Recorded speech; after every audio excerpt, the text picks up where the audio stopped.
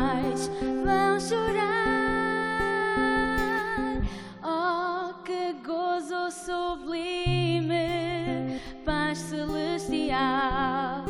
O que dantes era sonho tornou-se tão real. E nós, santos remidos, unidos em louvor, prostraremos a coroa aos pés do Salvador. E pensando em suas marcas e o sacrifício da cruz, vou olhar para Jesus e grato exclamar o quão fácil foi aqui chegar.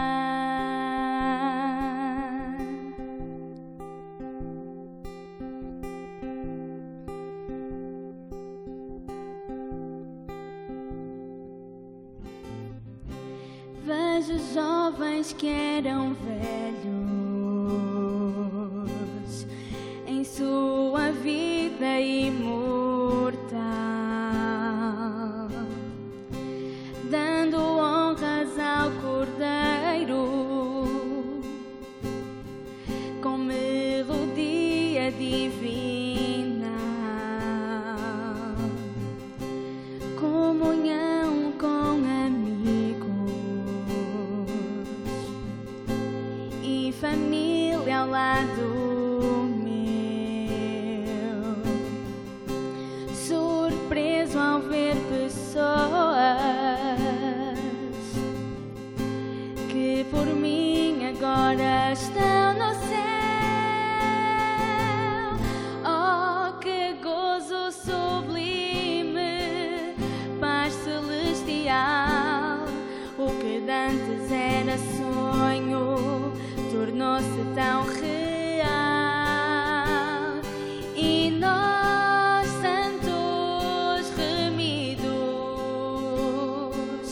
unidos em louvor, prostraremos a coroa aos pés do Salvador.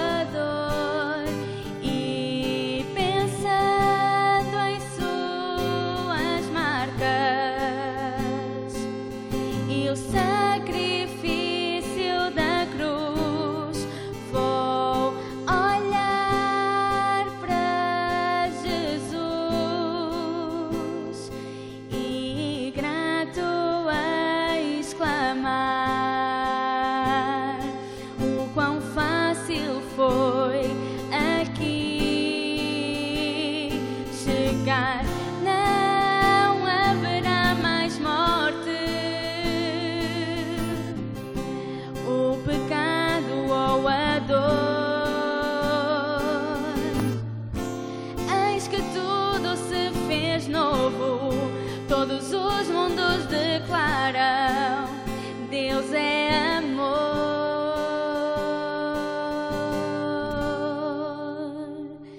E nós, santos remidos, unidos em louvor, prostraremos a coroa aos pés do Salvador. E pensando em suas marcas e o sacrifício da cruz, vou olhar para Jesus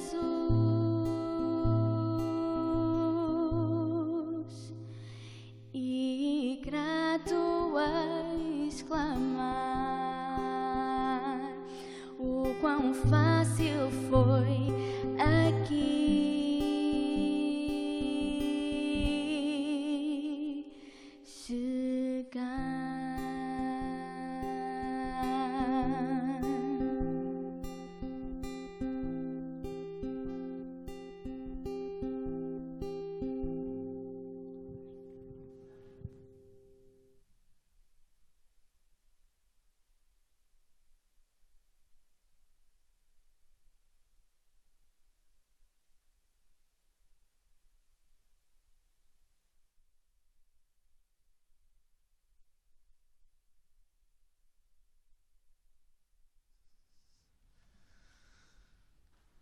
Quero cumprimentar a igreja aqui reunida. Gostaria realmente de o fazer cada um especialmente, mas isso farei à saída, quando tiver a oportunidade de estar ali a cumprimentar os irmãos. Mas desde já começo por dizer, estendo os meus braços para vos abraçar e agradecer a forma tão receptiva como temos sido recebidos aqui, nestas 3 igrejas que o Senhor, nesta fase do meu ministério, me concedeu agora. E é uma bênção, é uma bênção. Quero dizer que estou com muita alegria na igreja de Avintes, e assim vou estar, até ao dia em que terminar aqui a tarefa que o Senhor nos incumbiu. Queridos irmãos, eu quero deixar bem claro com toda a igreja, o seguinte: eu não darei a nenhuma das 3 igrejas, Canelas, Pedroso, Avintes, mais atenção a uma do que a outra. Ou seja, todos os irmãos de todas estas 3 igrejas devem representar para mim o mesmo cuidado, a mesma atenção, e são sempre merecedores da mesma disponibilidade do pastor. E qual é a minha disponibilidade? É total. É total. Por isso, queridos irmãos, não se acanhem. Não pensam que me estarão aborrecendo se me telefonarem, se me pedirem que vos ajudem em algum aspecto da vossa vida espiritual. Estarei sempre pronto e falo-ei sempre com muita alegria, acreditem. Estou a ser o mais sincero possível. Farei sempre com muita alegria. Porquê? Porque fazendo estou servindo o Senhor em primeiro lugar. E aquele que serve o Senhor deve estar pronto também para exercer o seu ministério, servindo a sua igreja, servindo os seus irmãos. O exemplo de Jesus não pode ser descurado por aqueles que realmente são chamados para o ministério pastoral. E eu aqui também incluo os anciãos de igreja. Não os posso pôr ao lado. Jesus dizia que ele veio para quê? Para servir e não para ser servido. Por isso, aqui estou com muita alegria para vos servir. Serei servo de Deus, serei vosso servo, o pastor desta igreja. Simplesmente isso. Que Deus os abençoe. E que durante este tempo que vamos passar juntos possamos ter muita alegria da salvação.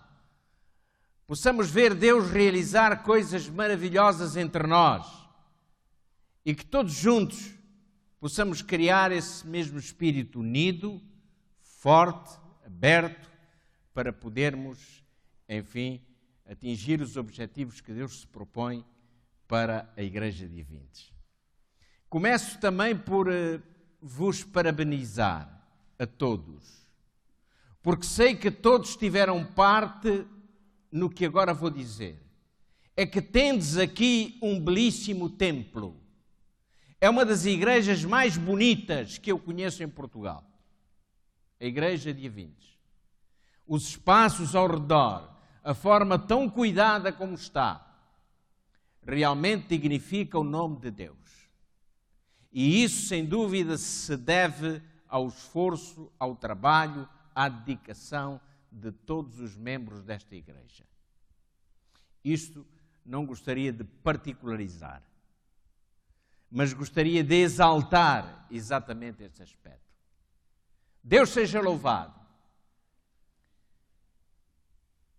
E que esta manhã, como assim tem sido ao longo do tempo na Igreja de Avintes, o Senhor nos visite. nos visite com o seu Santo Espírito.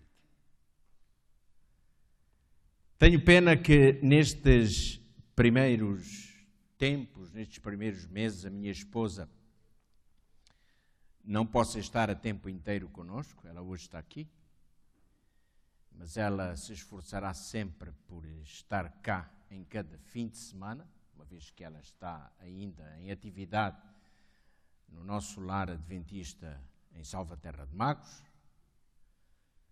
mas em breve ela estará a tempo inteiro cá.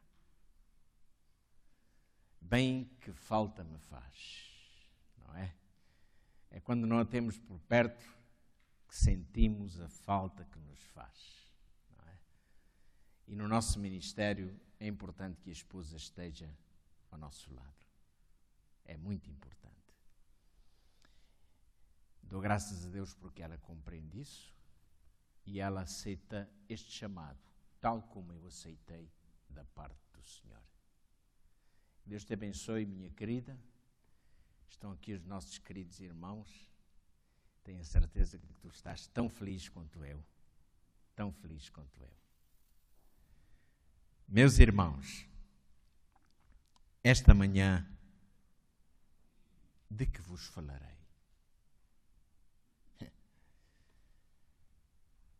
Eu gostaria que abrissem as vossas Bíblias no livro de Números. Sabem que este livro de Números, aliás, como todos os outros livros da Bíblia, mas este livro que faz parte do Pentateuco, dos primeiros 5 livros escritos por Moisés, os primeiros 5 livros da Bíblia, é um livro extraordinário. Tem relatos fora do comum, excelentes, grandes lições podemos efetivamente tirar com o estudo e com a leitura atenta deste livro de Números. E eu escolhi exatamente dirigir-me à igreja hoje pela segunda, porque na quarta-feira, sim, passada, estive aqui na nossa reunião de oração. Mas escolhi, neste primeiro sábado em que estou presente, falar-vos, usando como texto base o capítulo 35 de Números. Eu já vou dizer quais são os versículos que vamos ler.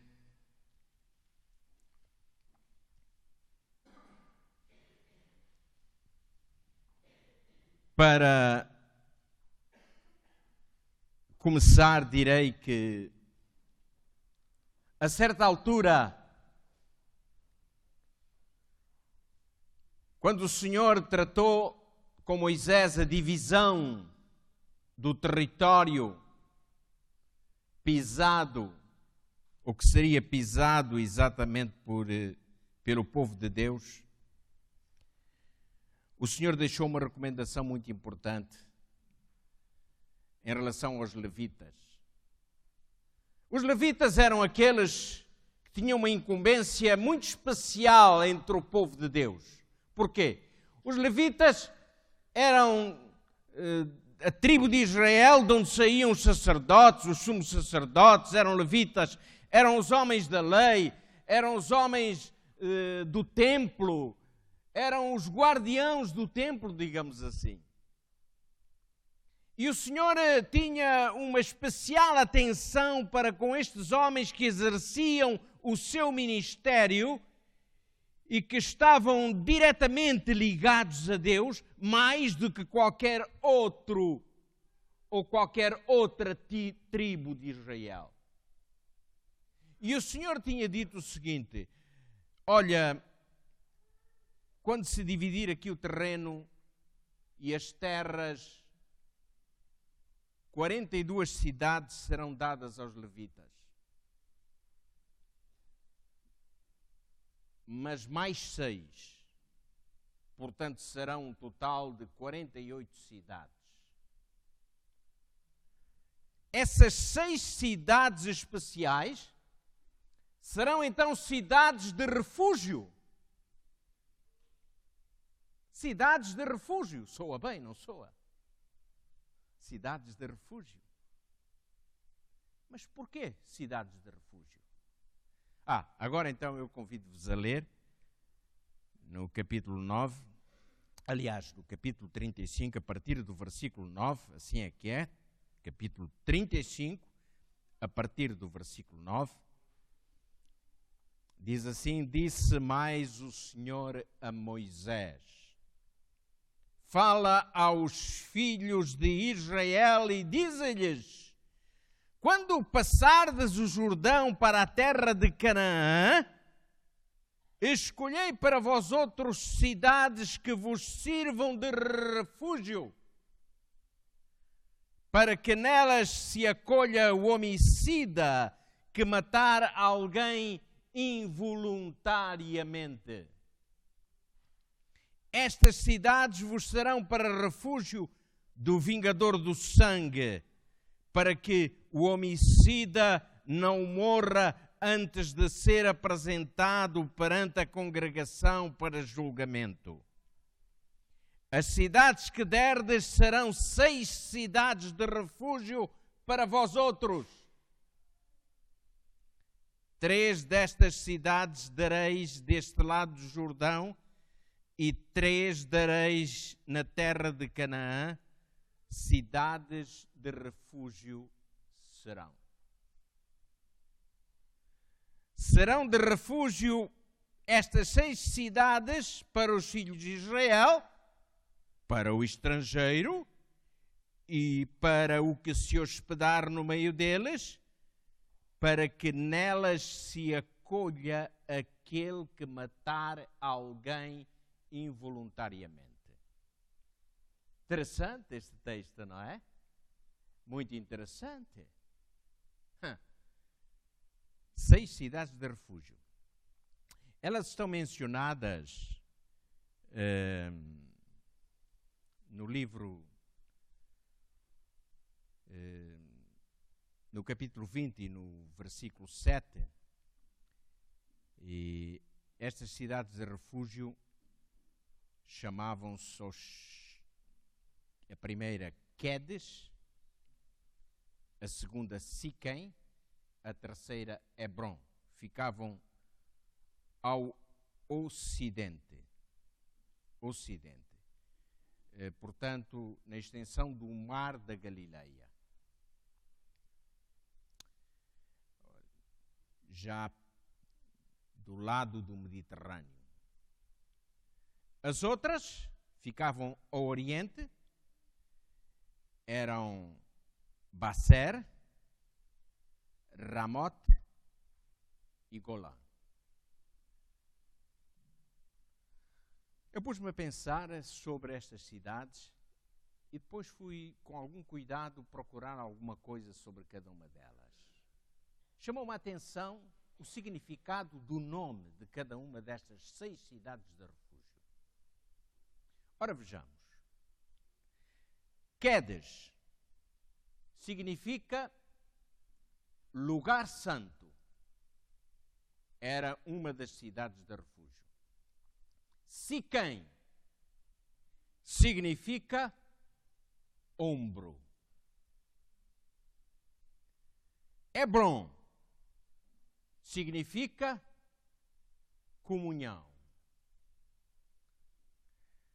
Basser, ou Bezer, significa fortaleza. Ramote significa altura. E Golã pode significar gozo, mas também pode significar exílio. Interessante, não é? O significado. Ora, agora vamos pensar o seguinte. A primeira cidade significa lugar santo. Era para ali onde se iriam refugiar provavelmente algumas pessoas que tinham cometido involuntariamente um homicídio. Iam para um lugar santo. Interessante. Mas reparem que a outra cidade chamava-se, que era Siquém, significava ombro.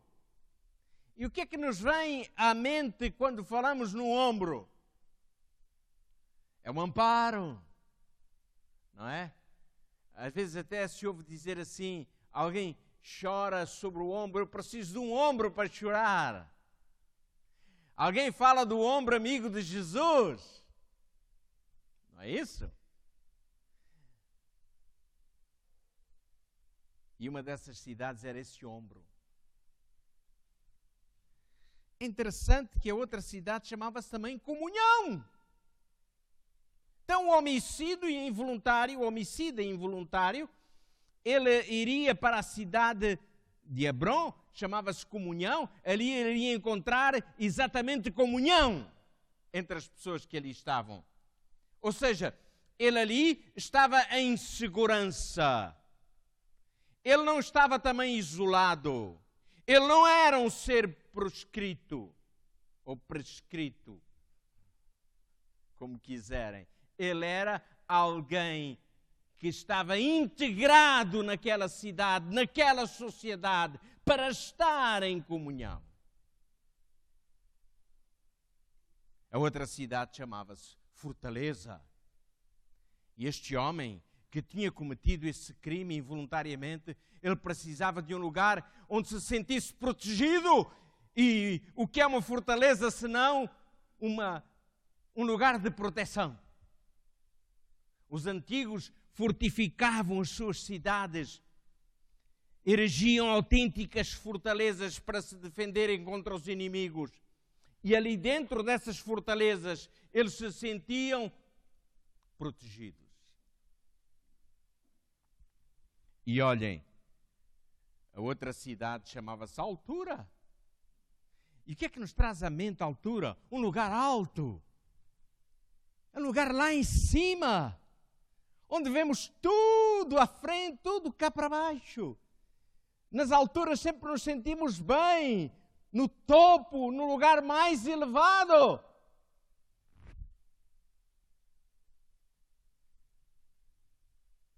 E Golã chamava-se Gozo. Esse homem que cometer esse crime involuntário, ele ali deveria estar em gozo. Gozo por quê? Porque ele ali encontrara acolhimento, encontrara proteção, encontrara segurança.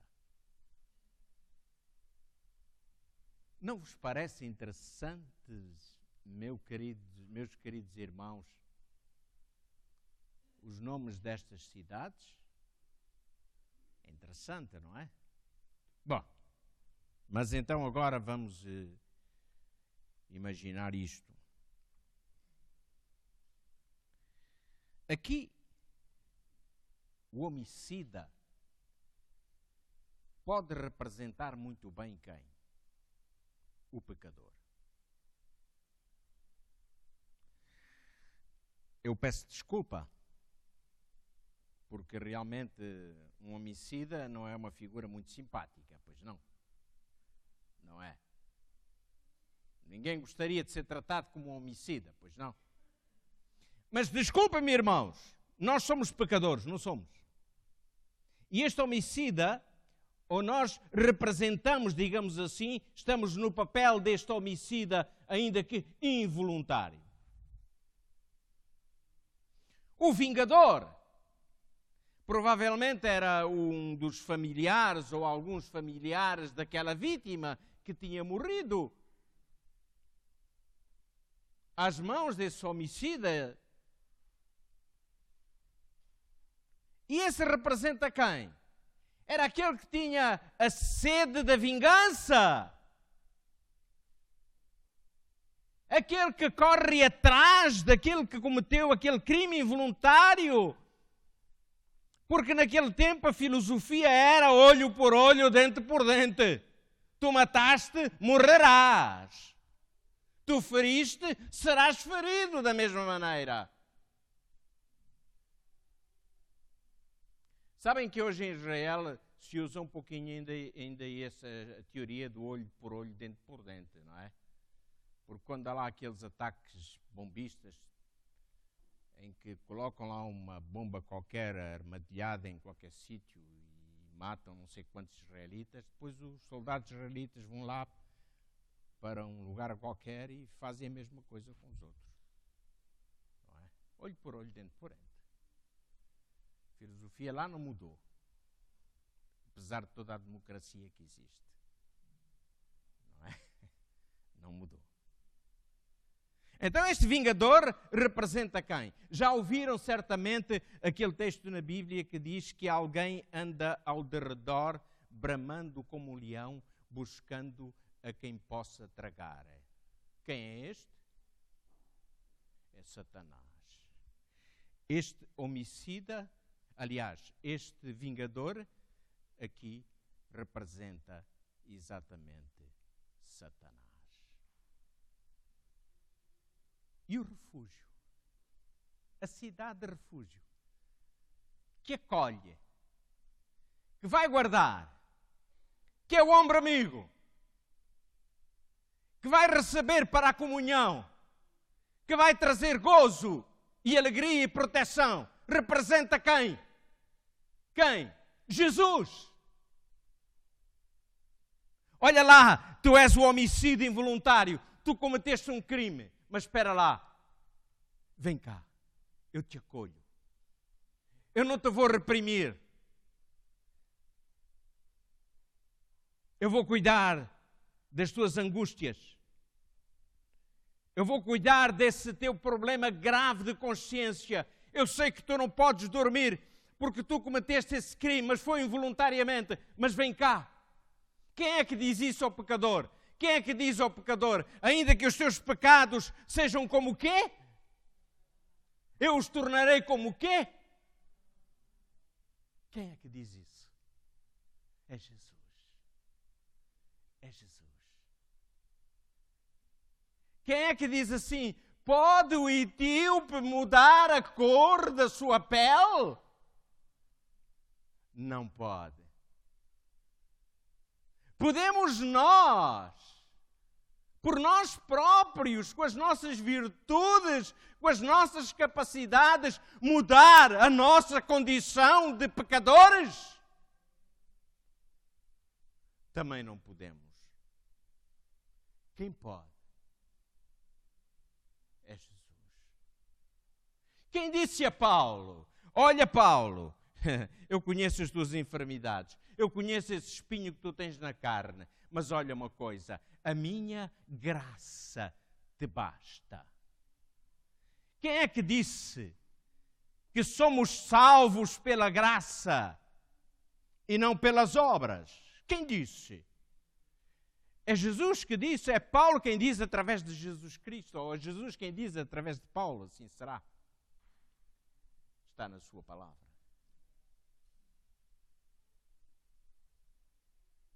Este refúgio representa Jesus. Alguém quer ler? Mas procure rápido na sua Bíblia. Se demorar muito, eu vou ler. É Salmo 90, versículo 1. Salmo 90, versículo 1. Vou até chegar-me aqui mais próximo para ouvir bem em voz alta. O irmão ou a irmã que encontrar, leia, por favor. Como é que diz? Senhor, tu tens sido o nosso refúgio de geração em geração. Quem é o refúgio? É o Senhor. É o Senhor. Lembram-se do Salmo 46, versículos de 1 a 3? É só irem um pouquinho lá atrás na Bíblia. E também um irmão, uma irmã que encontrar e quiser ler em voz alta, que leia, por favor. Não demore muito a procurar, está bem?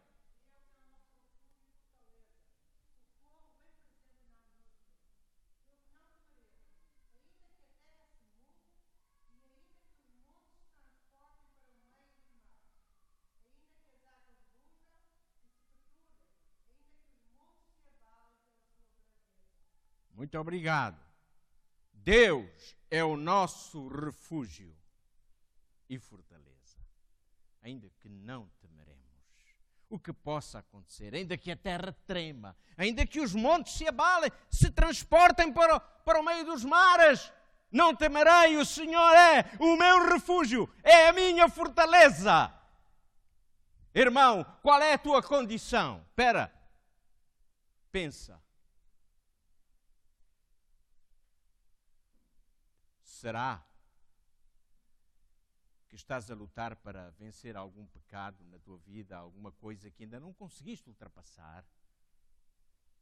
Será que há algum medo quanto ao futuro, ou mesmo no presente?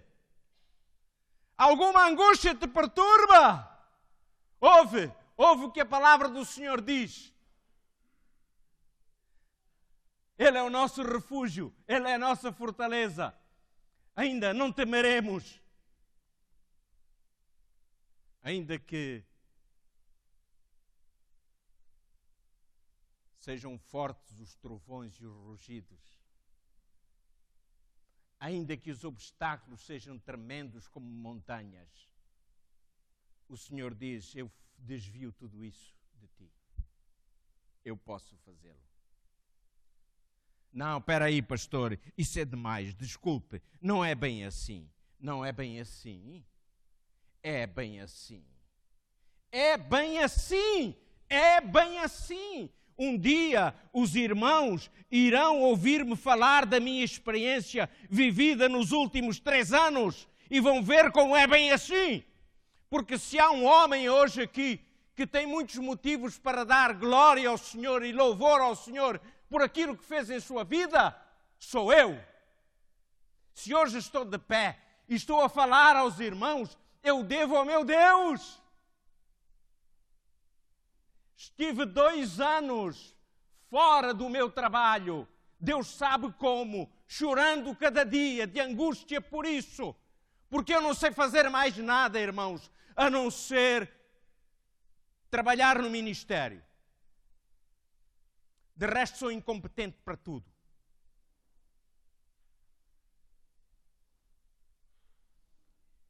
Mas hoje estou aqui, perante vós, porque o Senhor me foi lá buscar ao fundo do poço, onde eu estava. E eu tenho razões para dizer e crer que o Senhor é o nosso refúgio, é a nossa fortaleza. Mas essa não é só a minha experiência, não, irmãos. Porque eu tenho a certeza que vós, irmãos que estáis aí, vós também passaram por situações difíceis na vossa vida. Tiveram momentos complicados na vossa vida. Viram também a mão de Deus na vossa vida. Porque o Senhor é o vosso refúgio.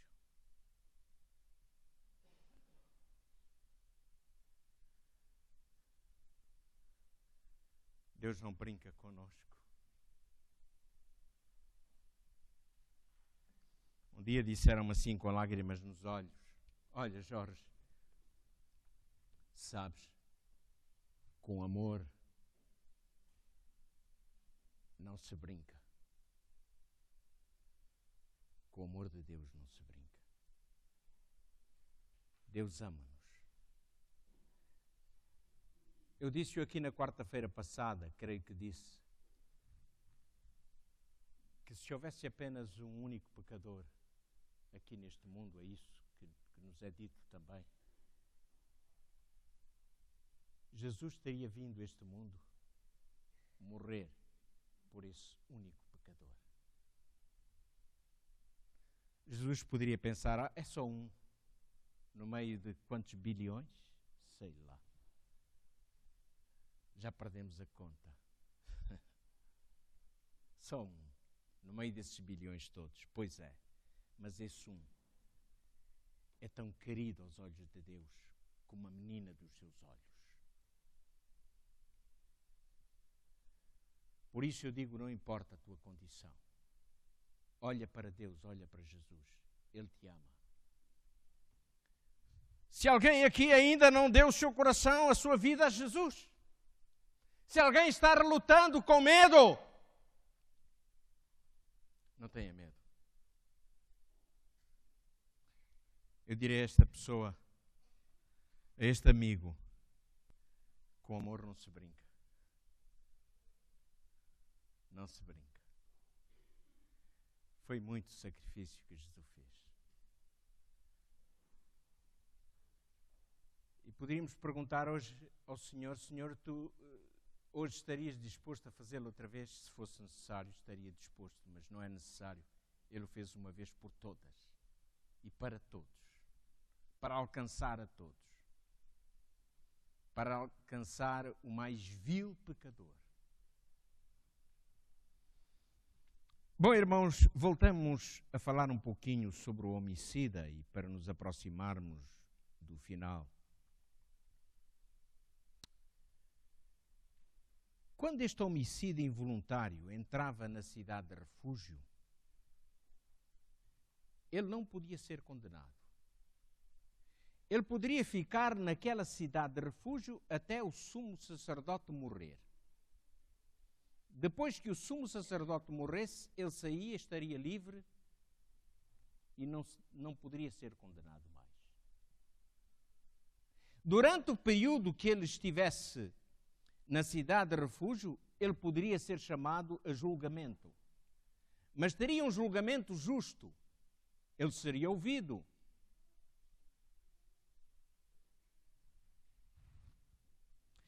No entanto, se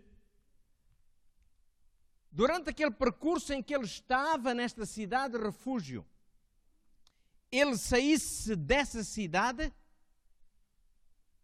imediatamente ele passava à situação de condenado. Irmãos, quando nós fomos a Cristo, o Senhor nos recebeu tal como nós estávamos. Quando Deus recebe o pecador, Deus não se põe a fazer contas e a fazer um inquérito especial para este pecador. E a dizer, bom, vamos lá ver se realmente há alguma hipótese para ti, está bem? Olha lá, eu sei tudo a teu respeito, tenho aqui a tua lista, então diz-me lá, tu fizeste isto, fizeste aquilo, é verdade, também fizeste estas coisas boas aqui. Bom, vamos lá pensar se realmente eu te vou receber como meu filho e te vou perdoar dos teus pecados. É assim que o Senhor faz? O Senhor não pergunta nada, pois não? O que é que o Senhor perguntou a Zaqueu, lembra-se? Lembram-se? O que é que Jesus perguntou a Zaqueu? O que é que Jesus perguntou? Só uma coisa.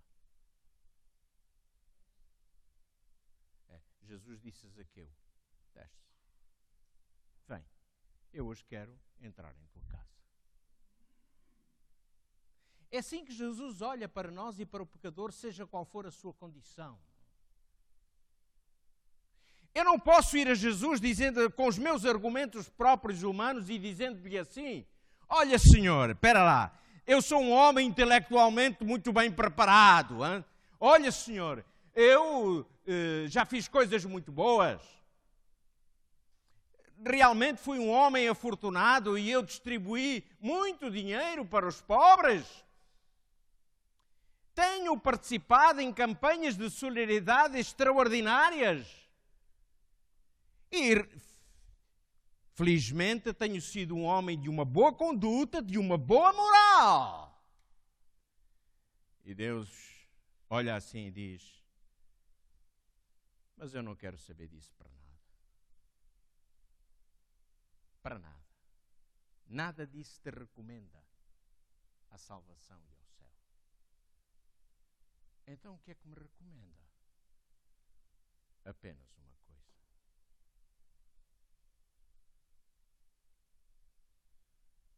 Tu me aceitas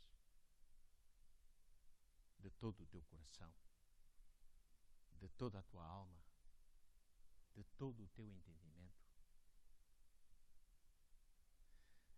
Já assistiram a um casamento? Quantos casamentos se não realizaram aqui nesta igreja, não é? Quantos? Já muitos. Há aquela parte que eu acho muito interessante, que é quando o oficiante do casamento, ou nesse caso poderá ser aqui o pastor, o que é que ele pergunta ao noivo e depois pergunta à noiva? Aceitas? Falando de tal, para ser, prometes, amá-lo, protegê-lo, não é isso? Fazer parte da vida dele. E ele diz, eu quero, eu aceito. E tu, fulana? Sabem que essa parte é muito importante. Perante Deus eles estão a dizer que realmente se recebem um ao outro. Fazem parte um do outro. Quando nós vamos a Jesus, o que o Senhor Jesus quer saber de nós é se realmente nós o aceitamos dessa maneira. Ou seja, queres fazer, deixas que eu faça parte da tua vida a partir de agora? Deixas que eu agora possa conduzir-te através do meu espírito? Vais aceitar as minhas repreensões? Vou, Senhor. Eu aceito. Vais confessar-me os teus pecados? Sim, Senhor, eu os confessarei. É isso que realmente o Senhor nos pede. Irmãos, ninguém podia obrigar o homicida a entrar na cidade de refúgio. E a nós, ninguém nos pode obrigar a decidir irmos a Jesus, a aceitarmos Jesus na nossa vida. O apóstolo São Paulo diz lá em Romanos capítulo 8 e versículo 1, Romanos 8, 1, diz que nenhuma condenação há para os que estão em Cristo Jesus. Nenhuma condenação há para os que estão em Cristo Jesus. Um dia perguntaram-me assim, uns amigos evangélicos, não é? Perguntaram-me assim, ouça lá, você é pastor da Igreja Adventista? Sou, sim, senhor. Você está salvo? E eu disse, você fez a pergunta errada, meu querido amigo. Não, eu estou-lhe a perguntar diretamente se você está salvo, mas você fez a pergunta errada. Então vou-lhe responder. O apóstolo São Paulo diz, nenhuma condenação há para os que estão em Cristo Jesus.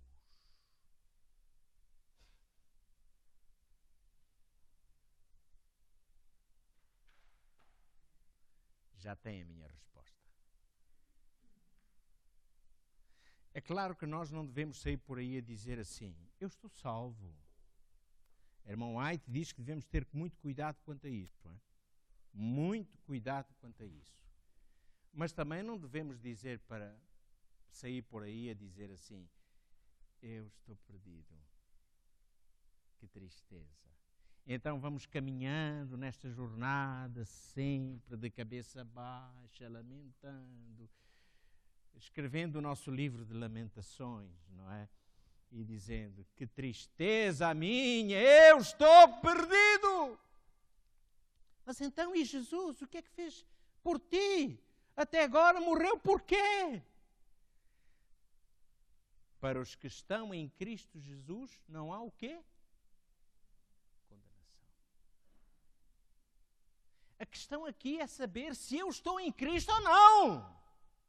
Essa é que é a questão. E a isso só eu posso responder, só cada um de nós individualmente pode responder. E a grande questão é essa. É que esta manhã saiamos daqui perguntando-nos a nós próprios, será que eu estou em Cristo? Será que a minha vida está em Cristo? De alma, de coração, com toda a minha força, com todo o meu entendimento? Essa é a grande questão. O resto, Deus faz. Deus faz.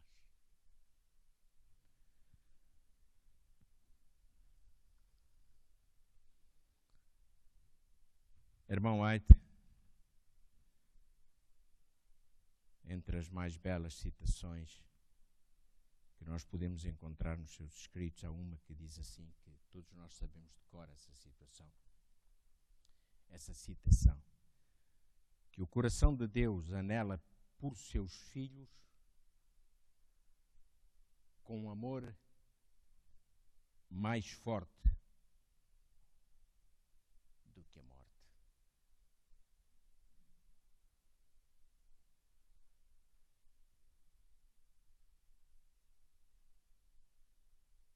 Camões dizia: cesse tudo o que a antiga musa canta, que outro valor mais alto se levanta. Não há valor mais elevado do que este. Todos os conceitos, cristãos ou não, todas as filosofias, cristãs ou não, podem esbarrar exatamente aqui. É que o coração de Deus anela por ti. Meu querido irmão, minha querida irmã, meu querido jovem, minha querida jovem, com amor mais forte do que a morte. Pode esquecer tudo o que eu disse até agora, mas não esqueça isto. O coração de Deus anela por ti com amor mais forte do que a morte. Que Deus abençoe a sua igreja. Que Deus abençoe a cada um de nós. Que nós sintamos